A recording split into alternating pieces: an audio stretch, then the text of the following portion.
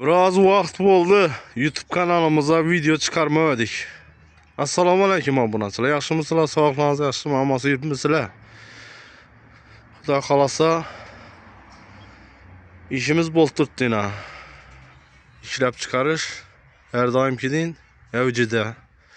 Bugun 30 oktyabr 2025-yil. Gipsa bloklarimiz hozir baholarini aytib, razmerlarni tushuntirib, adresleri bir xato aytib o'tamiz. Adresimiz Tufraqqala tumani Drujba shahrida, James zavodda o'tgandan keyin. Baholari 14 ming so'm dastlabki. Razmerine kelsak, 20, 30, 60 gipsa blokimiz.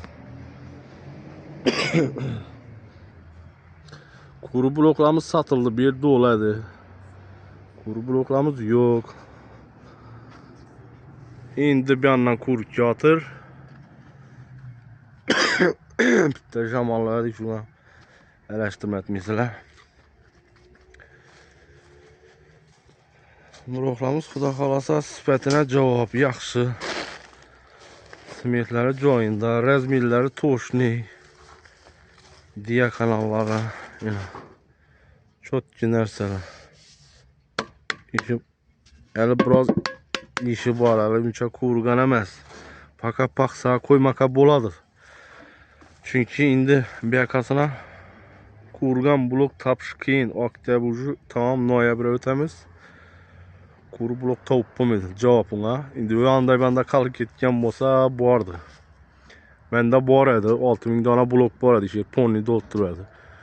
Evvelki köne partiyadan kuradi ular satib bo'ldim. Endi bu oktyabr bloku bu.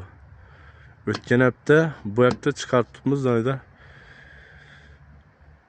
30 tonna yük geldi. Onlarda 33 tonna edi. Onu chiqarib bo'ldim. Endi 30 tonna geldi. Ulan tonni chiqarsam bir yerda bo'ladi.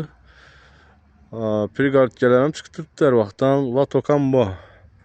Latoklarni bu yoqda zakazga chiqarib turibmiz. Shunday gaplar.